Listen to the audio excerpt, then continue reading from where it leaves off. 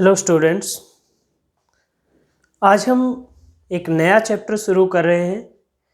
Chapter का नाम है thermal properties of matter. Thermal properties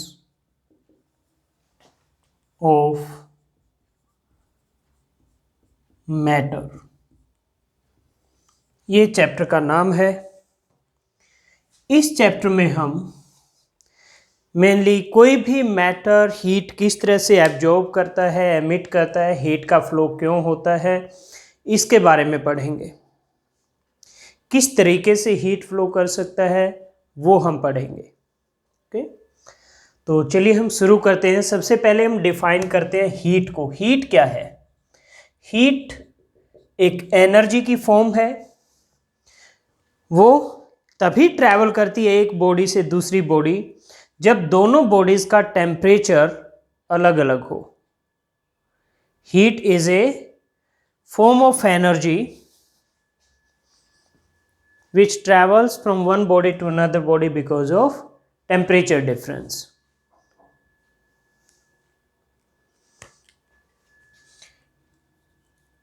It is a form of energy. It is a form of energy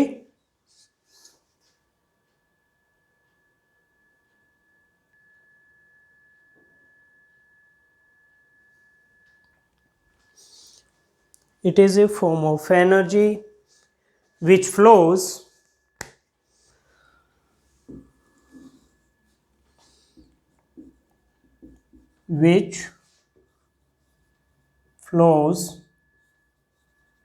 from one body to another body due to temperature difference.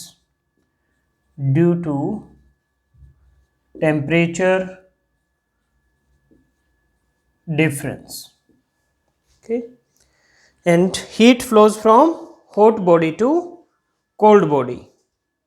Heat flows from hot body to cold body. Okay,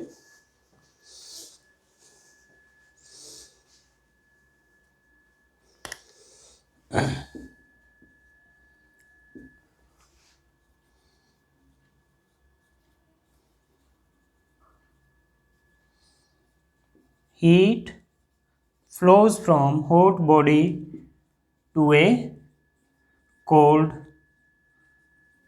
body. Okay, next term हम define करेंगे temperature. Temperature क्या है? ये एक parameter है, एक quantity है जो आपको बताती है कि कोई बॉडी कितनी गर्म है या कितनी ठंडी है। इट इज़ ए पैरामीटर और quantity which tells about degree of hotness or coldness of a body. It is a parameter or you can say quantity which tells about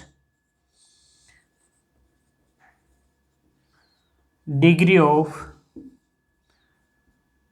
hotness or coldness of a body. It is a parameter oblique quantity which tells about degree of hotness or coldness of a body. Next definition है thermometer. Thermometer. Okay. तो thermometer क्या है? सबसे पहले हम define करेंगे थर्मोमीट्री। थर्मोमीट्री एक branch है साइंस की जो टेम्परेचर मेजरमेंट से रिलेटेड है, और जो डिवाइस है टेम्परेचर मेजरमेंट के लिए उसको थर्मोमीटर कहते हैं। तो branch of science which deals with measurement of temperature is called thermometry. The branch of science which deals with measurement of temperature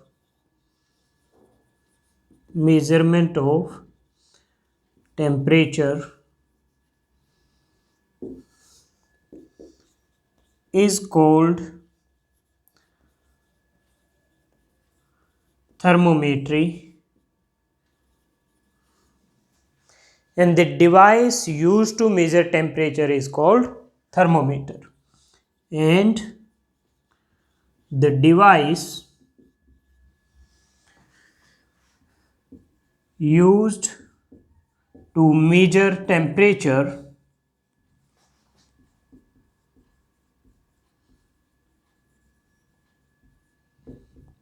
is called thermometer.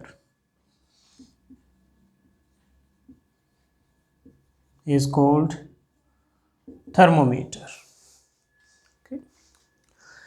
अब हमारे पास टेम्परेचर मेज़र करने के लिए अलग अलग स्केल्स हैं। हम फ़ारेनहाइट में भी मेज़र करते हैं, सेल्सियस में भी मेज़र करते हैं। एक और स्केल है जो आपने कम ही सुना होगा, र्यूमर। ओके, तो 3 टेम्परेचर स्केल्स के बारे में हम पहले बात करेंगे। Temperature scales. ओके, तो टेम्परेचर स्केल्स में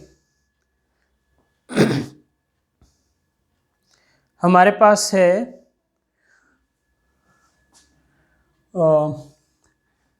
एक है सेल्सियस, एक है फ़ारेनहाइट,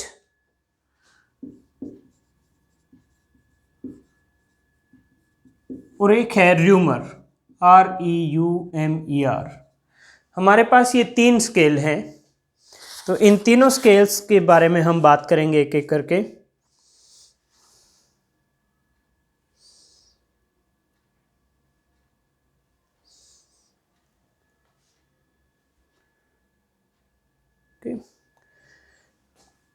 तीनों में क्या डिफरेंस है हम ये भी बात करेंगे।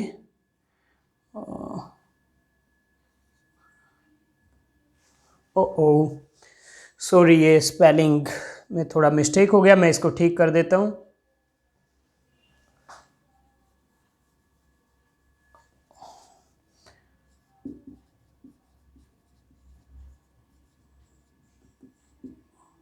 ओके, और ये भी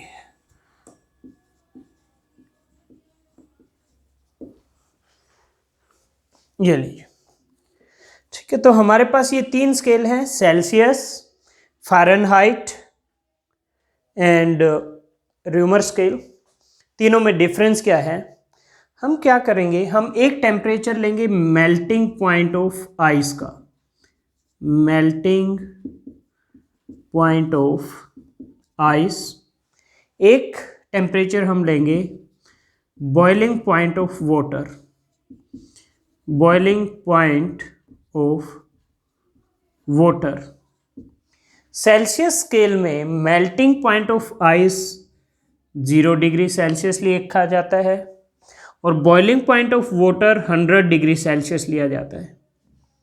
फ़ारेनहाइट में melting point of ice 32 degree Fahrenheit and boiling point of water 212 degree Fahrenheit. और र्यूमर स्केल में ये 0 डिग्री र्यूमर और ये 80 डिग्री र्यूमर। ओके, ये तीनों में डिफरेंस है। सो सेल्सियस स्केल में melting point of ice is taken as 0 degree Celsius and boiling point of water is taken as 100 degree Celsius. इसी तरह फ़ारेनहाइट स्केल में melting point of ice is taken as 32 degree Fahrenheit and boiling point of water is taken as 212 degree Fahrenheit and in rumour it is 0 and 80 degree. तो अगर आपको एक mercury thermometer मान लीजिए दे दिया जाए और आपको कहा जाए कि अब आप इसकी स्केलिंग करो, यानी 1 डिग्री 2 डिग्री 3 डिग्री ये मार्क करके बताओ आप सेल्सियस में, कैसे करोगे आप? ओके, तो उसके लिए हम पहले इधर इरेज कर लेते हैं।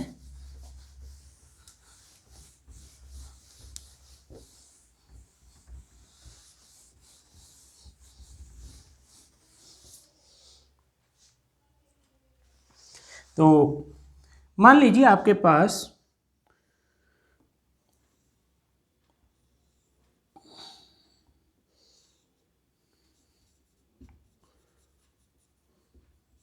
ये एक मरकरी थर्मोमीटर है, यहाँ इसमें यहाँ से यहाँ तक मरकरी फिल्ड अप है यहाँ। ओके, इसमें क्या होगा, मरकरी होगा, जैसे जैसे टेम्परेचर बढ़ाओगे ऊपर जाता जाएगा और वो मरकरी यहाँ तक जा सकता है। तो आप क्या करोगे, इसको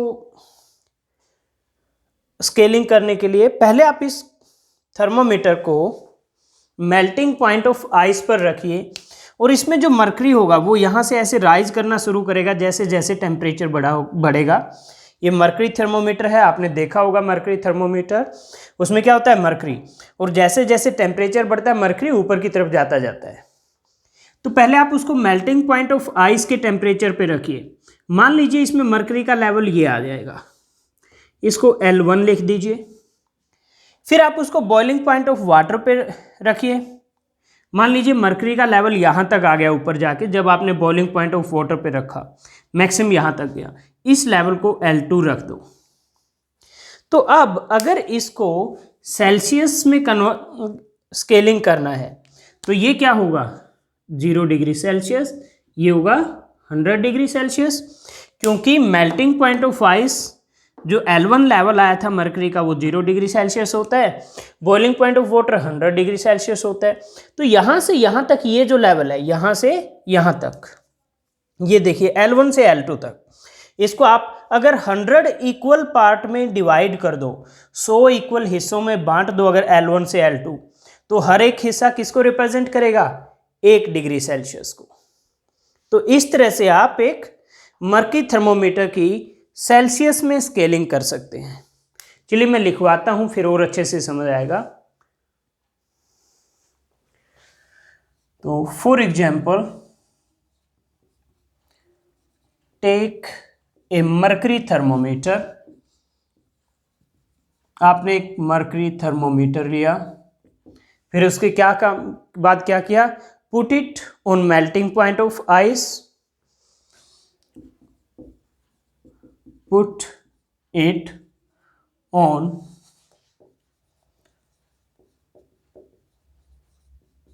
melting point of ice, और जो मरकरी का लेवल है वो आपने नोट किया, उसको आपने L1 कह दिया, एंड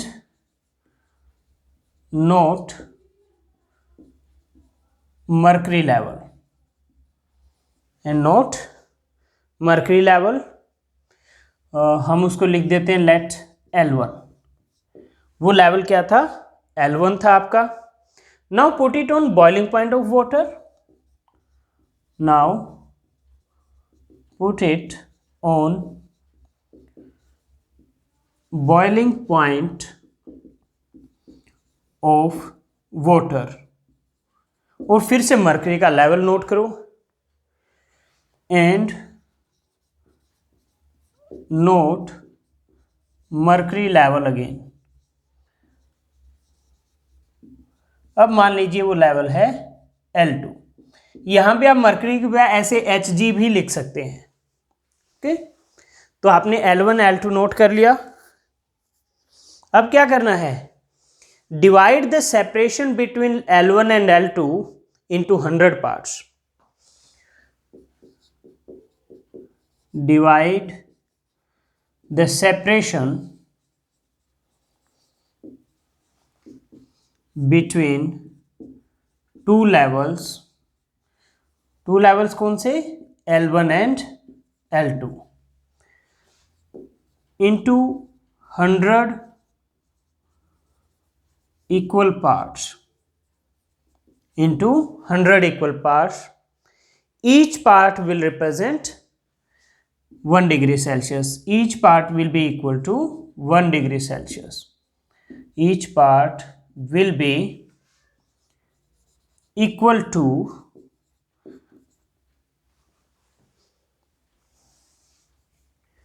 1 डिग्री सेल्सियस। तो इस तरह से आप एक मरकरी थर्मोमीटर की स्केलिंग कर सकते हैं। मान लीजिए फ़ारेनहाइट में करनी होती तो क्या करते, आप L1 को लिखते 32 डिग्री फ़ारेनहाइट, और L2 को ये 212 degree Fahrenheit. Melting point of ice 32, boiling point of water 212। तो अब 212 माइनस 32 क्या होता है 180। तो आप L1 और L2 को 180 बराबर हिस्सों में बांट देते, तो हर एक हिस्सा किसको रिप्रेजेंट करता 1 डिग्री फ़ारेनहाइट को। मैं फिर से रिपीट करता हूं, ये L1 क्या था मेल्टिंग पॉइंट ऑफ आइस, तो फ़ारेनहाइट में इसको क्या लिखेंगे 32 डिग्री फ़ारेनहाइट। L2 क्या था बॉइलिंग पॉइंट ऑफ वाटर, वो क्या है 212 डिग्री फ़ारेनहाइट। तो इसमें से ये माइनस करो, 212 में से 32 माइनस करो, कितना आएगा 180। तो L1 और L2 के बीच जो सेपरेशन है उसको अगर 180 इक्वल पार्ट में आप डिवाइड कर दो तो each part will be equal to 1 degree Fahrenheit. Okay, इसी तरह र्यूमर में इसको क्या करोगे आप, र्यूमर में कन्वर्ट स्केलिंग करने के लिए आप इसको 0 डिग्री र्यूमर और इसको 80 डिग्री र्यूमर, L2 को 80 डिग्री र्यूमर, L1 को 0 डिग्री र्यूमर। और अब L1 से L2 को अगर 80 इक्वल पार्ट में 80 माइनस 0 80, तो 80 इक्वल पार्ट्स में अगर डिवाइड कर दो तो हर पार्ट क्या रिप्रेजेंट करेगा, हर हिस्सा 1 डिग्री र्यूमर को। ओके, तो इस तरह से आप डिफरेंट टेम्परेचर स्केल्स में किसी थर्मोमीटर की स्केलिंग कर सकते हैं। तो स्टूडेंट ये थे डिफरेंट टेम्परेचर स्केल्स और किस तरह से एक थर्मोमीटर की आप स्केलिंग कर सकते हो अकॉर्डिंग टू डिफरेंट स्केल्स। अब स्टूडेंट हम इससे रिलेटेड एक न्यूमेरिकल करते हैं। तो न्यूमेरिकल में आपको दिया हुआ है at what temperature do the reading of Celsius and Fahrenheit scales coincide. Question है at what temperature do the readings of Celsius and Fahrenheit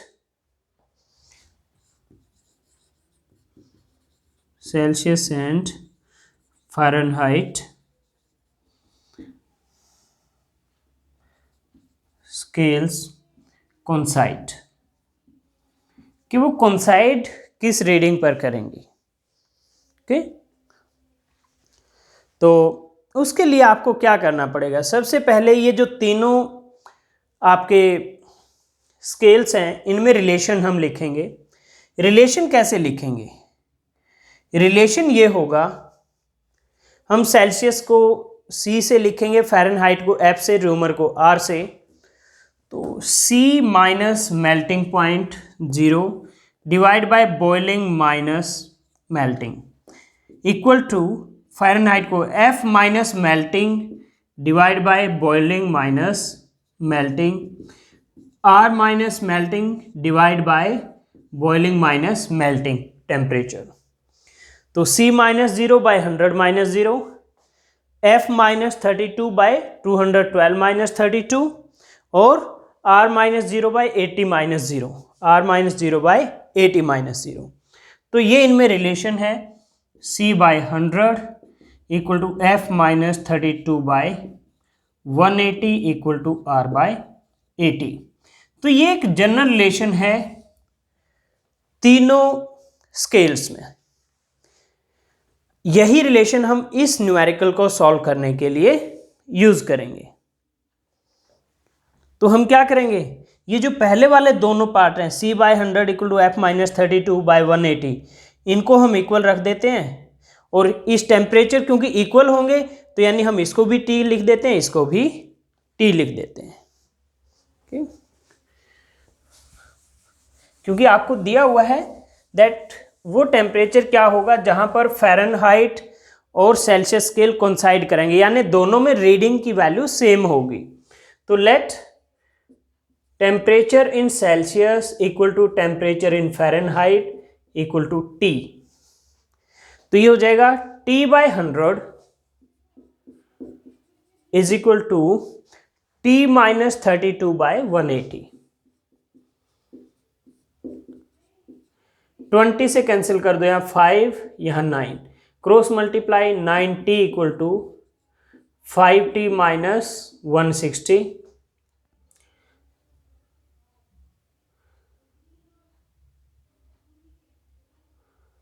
तो यहाँ से इसको सॉल्व करो, अगर आप 4t आ गया आपका माइनस 160, तो t आ गया minus 160/4 minus 40 minus 40।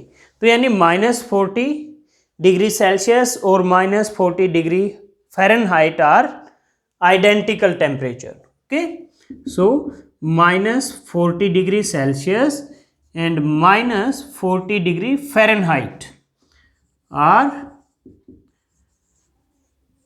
identical temperatures। तो इस तरह से आपस में स्केल्स का रिलेशन जहां भी जरूरत पड़े स्टूडेंट, तो ये रिलेशन आप यूज करेंगे। और ये रिलेशन इस तरह से आया है, ये मैंने आपको एक्सप्लेन कर दिया है। तो ये टॉपिक हमारा कंप्लीट हो गया। हमने टेम्परेचर को डिफाइन किया, थर्मोमेट्री को डिफाइन किया, थर्मोमीटर को डिफाइन किया। अब नेक्स्ट हमारा टॉपिक है आइडियल गैस। तो उसके लिए मैं पहले इरेज कर लेता हूँ, बोर्ड को क्लीन कर लेता हूँ सारा, ये इरेज करके।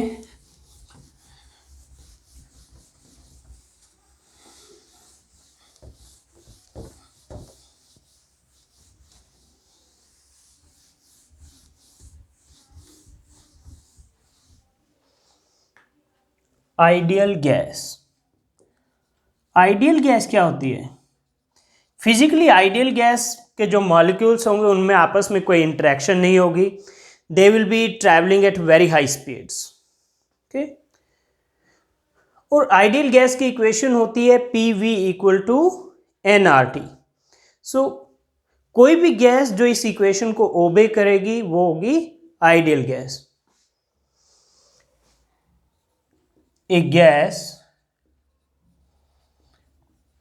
which obeys an equation,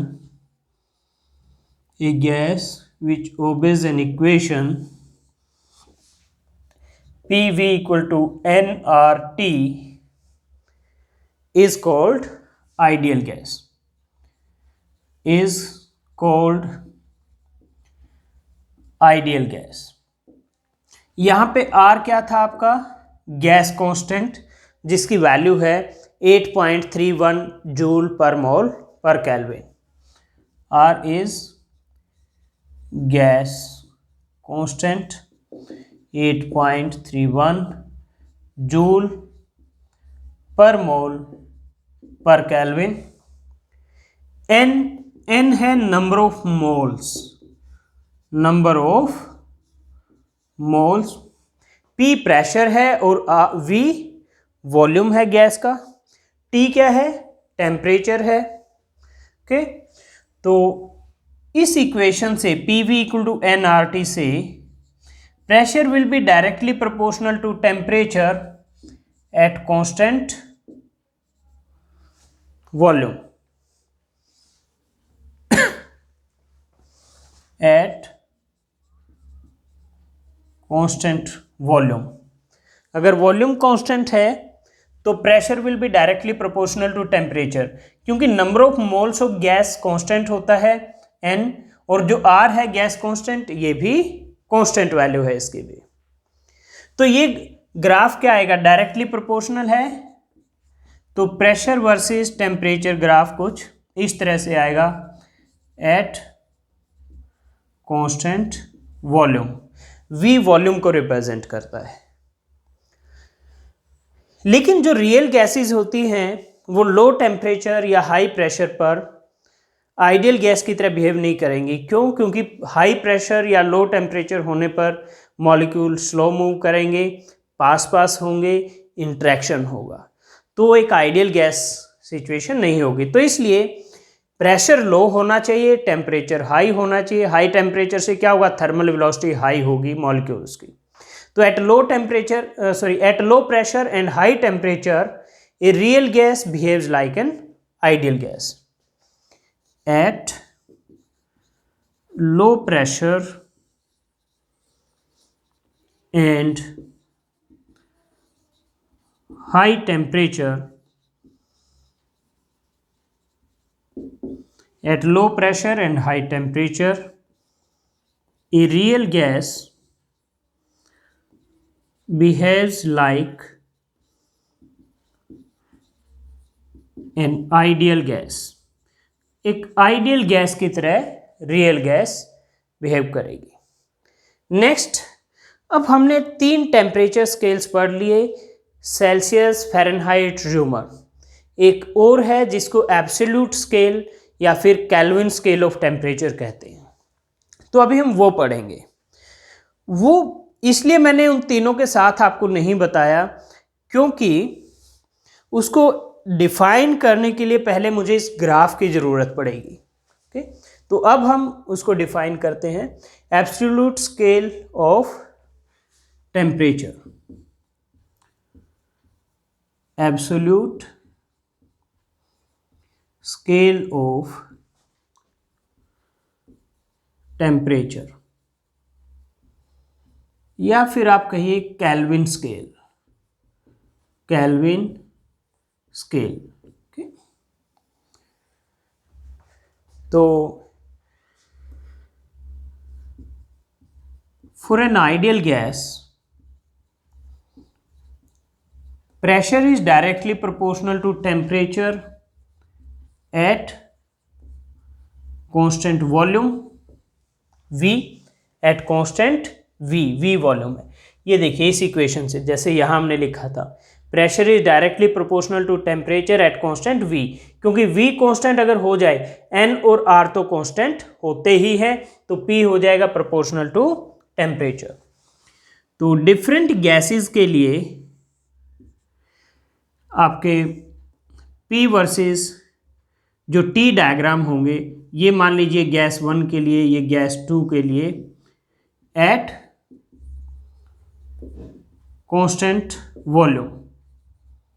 eight constant volume pressure versus temperature graph ये होगा। ये गैस 1 के लिए, गैस 2 के लिए है।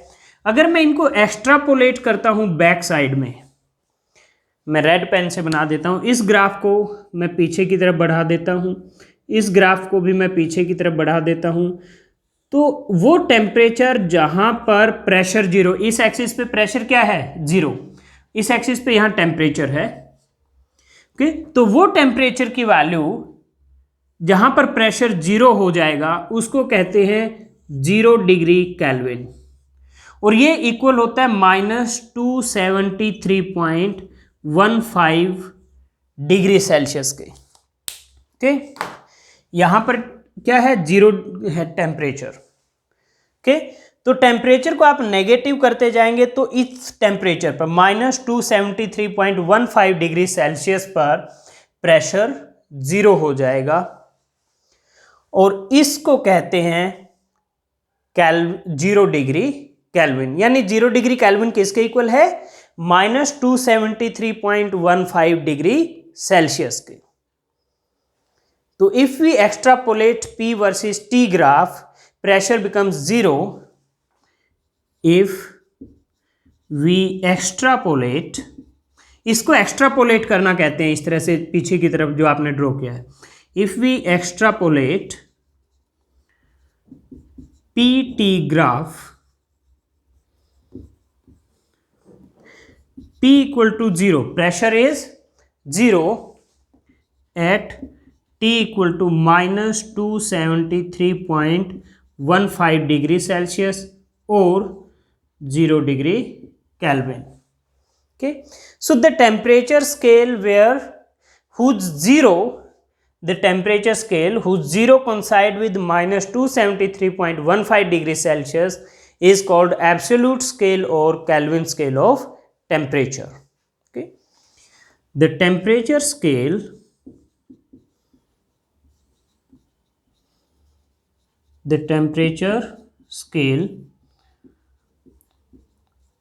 whose 0 coincide with -273.15 degree Celsius is called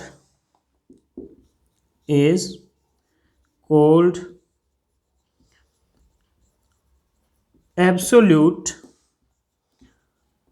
or Kelvin scale of temperature। तो उसको कहते हैं एब्सोल्यूट और Kelvin scale of temperature. Okay, तो it means 0 degree Kelvin is -273.15 degree Celsius. और अगर दोनों तरफ 273.15 ऐड कर दो तो क्या हो जाएगा, 273.15 degree Kelvin equal to 0 degree Celsius. तो ये है Kelvin scale of temperature. Students, इस चैप्टर में भी मैं आपको ये बताना चाहूँगा कि जिस ऑर्डर में हम टॉपिक कर रहे हैं वो आपकी बुक से अलग ऑर्डर हो सकता है। हो सकता है कोई टॉपिक आपकी बुक में पहले दिया हो, हम बाद में करें। कोई आपकी बुक में बाद में दिया हो टॉपिक, हम उसको पहले कर रहे हैं। ठीक है, और या फिर इसका उल्टा भी हो सकता है, बुक में पहले दिया हो, हम बाद में कर रहे हो। तो आपको कंफ्यूज नहीं होना है। मैंने टॉपिक्स का ऑर्डर इस तरह से डिसाइड किया है कि आपको समझने में आसानी हो। आपके सिलेबस में इस चैप्टर के जितने भी टॉपिक हैं वो सारे के सारे जब तक ये चैप्टर के वीडियो लेक्चर ख़त्म होंगे कवर हो चुके होंगे। कोई भी टॉपिक जो आपके सिलेबस में है वो छूटेगा नहीं। तो ये आपको चिंता नहीं करनी है कि कोई टॉपिक छूट तो नहीं गया बीच में। आपके सिलेबस में इस चैप्टर में जितने भी टॉपिक हैं वो सारे के सारे इस चैप्टर के वीडियो लेक्चर्स में कवर हो जाएंगे। ये हो सकता है बस कि आपकी बुक में वो पहले दिया हो, हमने बाद में किया हो, या आपकी बुक में बाद में दिया हो, हमने पहले कर लिया हो। ओके, तो आगे पीछे हो सकते हैं, और आगे पीछे मैंने किस तरीके से किए हैं कि आपको समझने में आसानी रहे उस तरीके से किए हैं। वैसे मोस्टली तो ऑर्डर सेम ही मिलेंगे जो आपकी बुक में है। कुछ एक टॉपिक ही होंगे जो आगे पीछे होंगे, 2-4, बाकी सब सेम ऑर्डर में है। तो प्लीज़ कंफ्यूज नहीं होना है। जब चैप्टर कंप्लीट होगा तो आप देखेंगे कि आपके सारे टॉपिक कवर हो गए हैं। चलिए, नेक्स्ट है triple point of water. Triple point क्या होता है? ट्रिपल पॉइंट वो प्रेशर और टेम्परेचर की वैल्यू होती है जहां पर वाटर तीनों स्टेट में एक साथ एग्जिस्ट करता है साइमल्टेनियसली। तीनों स्टेट मतलब सॉलिड, लिक्विड और गैस। ओके, तो मैं इसको अब क्लीन कर रहा हूं।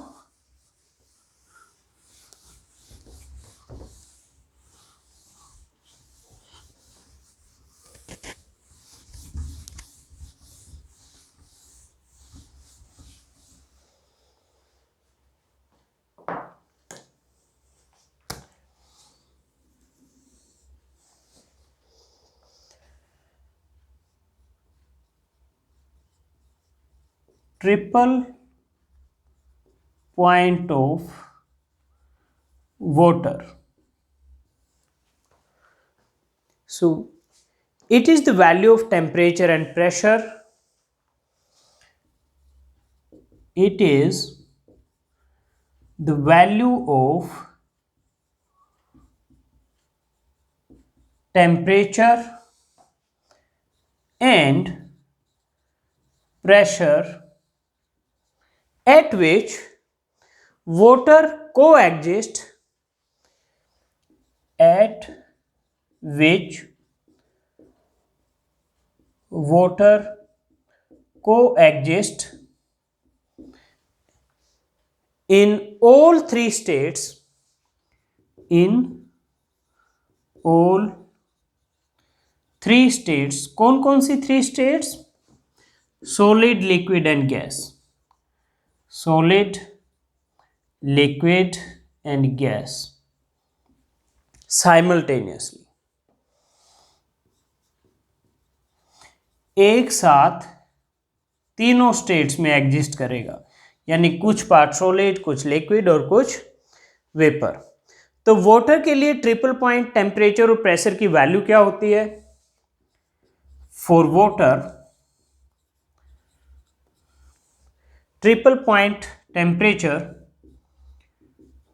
ट्रिपल पॉइंट टेम्परेचर ये होता है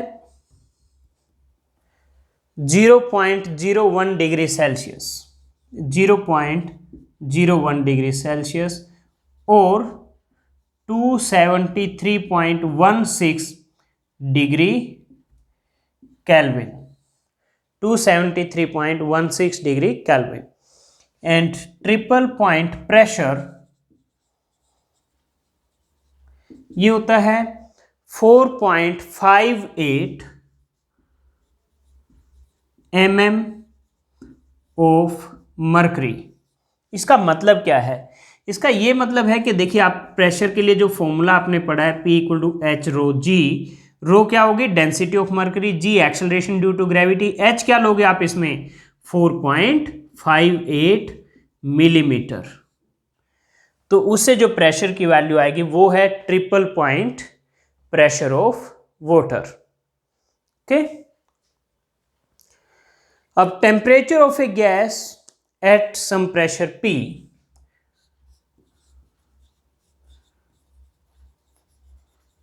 temperature of a gas at some pressure P is T equal to 273.16 into P divided by P triple point। okay? और ये केल्विन में आएगा। P क्या है? प्रेशर एट टेम्परेचर T, और ये TR क्या है? Triple point pressure of gas. TR ये है triple point pressure of gas and P है pressure of gas at temperature T। ये कई बार फॉर्मूला दे दिया जाता, आपको एक न्यूमेरिकल छोटा सा दे सकते हैं कि ट्रिपल पॉइंट पर प्रेशर ये है, तो आपको एक डिफरेंट प्रेशर या टेम्परेचर की वैल्यू दे देंगे। अगर ये वैल्यू दी है तो ये पूछ लेंगे, और अगर ये वैल्यू दी है तो ये आपसे निकालने के लिए बोलेंगे।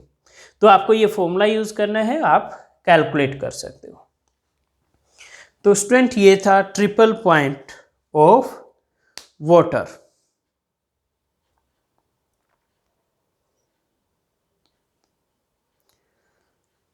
स्टूडेंट हमारा नेक्स्ट टॉपिक है थर्मल एक्सपेंशन। थर्मल एक्सपेंशन क्या है? अगर हम किसी बॉडी को हीट करते हैं और हीट करने से उसका साइज इंक्रीज हो जाता है, साइज मीन्स उसका लेंथ, एरिया या वॉल्यूम इंक्रीज हो जाता है, तो हम उसको थर्मल एक्सपेंशन कहते हैं।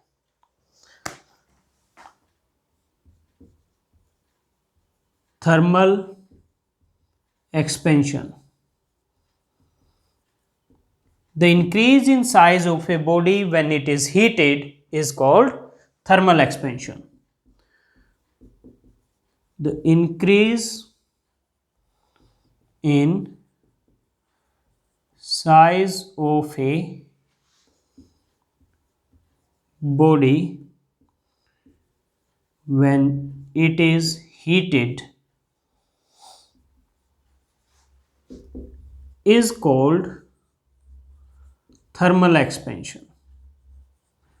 तो उसको कहते हैं thermal expansion. Thermal expansion. Okay okay, तो हम तीन तरह के थर्मल एक्सपेंशन डिस्कस करेंगे। लीनियर यानी increase in length, area expansion, और नंबर 3 वॉल्यूम एक्सपेंशन। तो सबसे पहले linear expansion.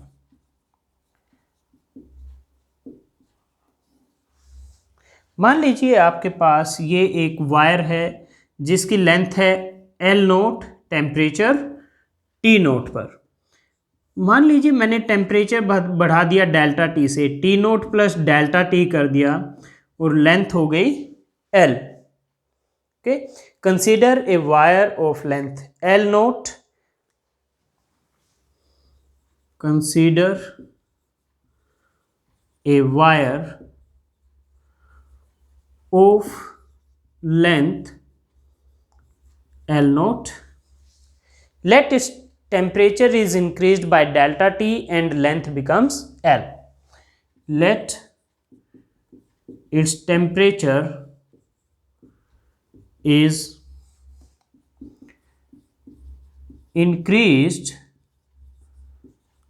by delta T and length becomes L। Okay, तो जो इंक्रीज इन लेंथ है, increase in length is delta L, it will B L minus L not.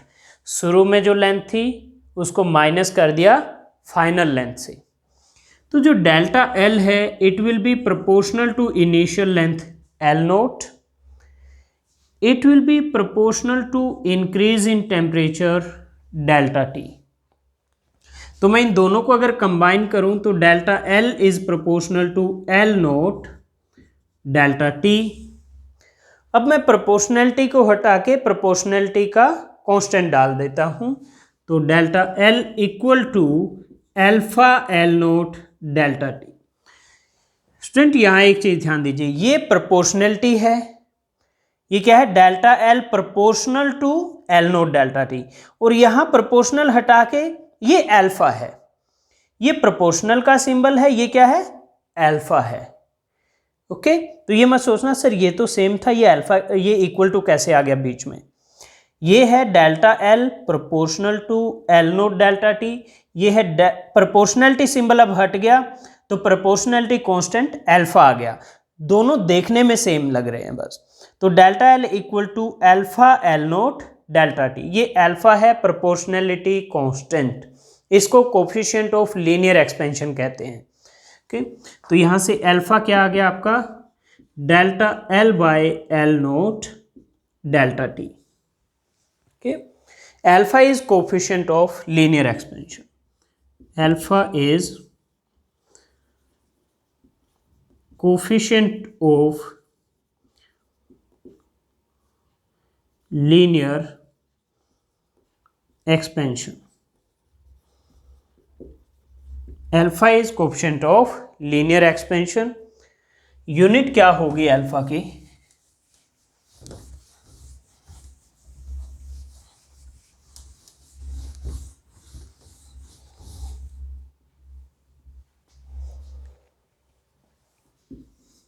देखिए ये length है डेल्टा L और L नोट भी length है, तो लेंथ से लेंथ की यूनिट कैंसिल, तो क्या होगी 1 बाय टेम्परेचर, यानी पर डिग्री सेल्सियस और per degree Kelvin. Unit of alpha is per degree Kelvin और पर डिग्री सेल्सियस। अब फ्रॉम इक्वेशन नंबर 1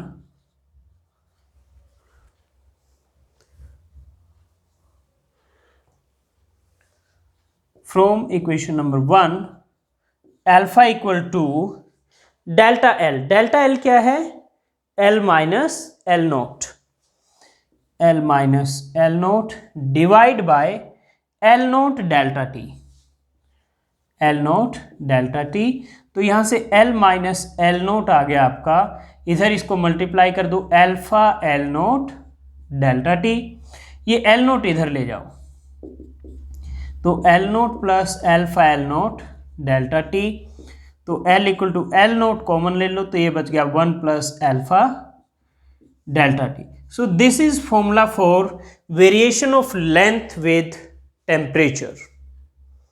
ओके, तो ये इसकी इक्वेशन नंबर 2 है।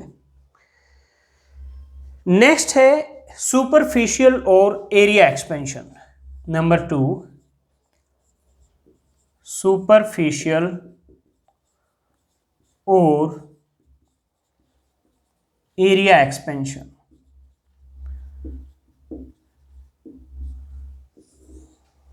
तो हम एक सब बॉडी कंसीडर कर लेते हैं इनिशियली जिसका एरिया ए नोट है, और टेम्परेचर डेल्टा टी से इंक्रीज करने के बाद मान लीजिए उसका एरिया हो गया A. Consider a body of area A naught, let its temperature is increased by delta T and area becomes A। तो इंक्रीज इन एरिया क्या होगा? Increase in area delta A, it will be A माइनस A naught, final area minus initial area. तो जो delta A है it will be proportional to A naught initial area, delta A will be proportional to delta T increase in temperature. मैं इन दोनों को combine कर देता हूं।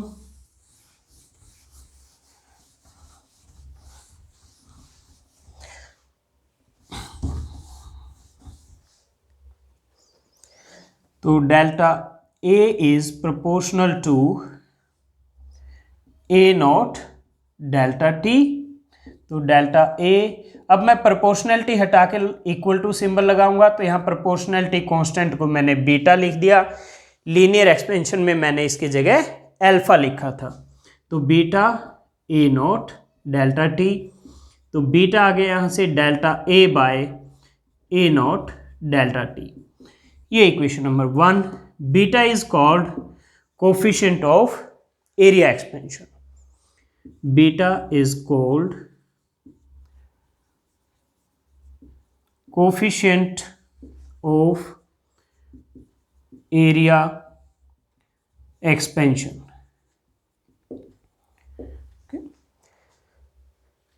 एरिया से एरिया की यूनिट कैंसिल, तो बीटा की यूनिट भी क्या होगी? 1 बाय टेम्परेचर। तो unit of beta is per degree Kelvin और पर डिग्री सेल्सियस। अब from equation number 1, beta is equal to delta A sorry delta A की जगह लिखो A minus A naught divide by A naught delta T. तो यहां से ए minus ए note आ गया आपका, ये इधर इससे मल्टीप्लाई कर दो, beta A naught delta T. तो ये ए आ गया A naught plus beta A naught delta T. तो A equal to A naught common ले लीजिए, 1 प्लस बीटा डेल्टा टी। तो ये है variation of area with temperature, variation of area with temperature. तो ये एरिया एक्सपेंशन है। स्टूडेंट, आज की क्लास में इतना ही। अब इसका जो थर्ड पार्ट है वॉल्यूम एक्सपेंशन, वो मैं नेक्स्ट लेक्चर में कवर कर रहा हूं। तो ये लेक्चर आपका ख़त्म होते ही आप नेक्स्ट लेक्चर स्टार्ट कीजिए, सो दैट आप इस टॉपिक को एक ही बार में एक साथ कवर कर लें। तो मैं नेक्स्ट लेक्चर स्टार्ट करता हूं, आप भी प्लीज़ उसको ज्वाइन कीजिए।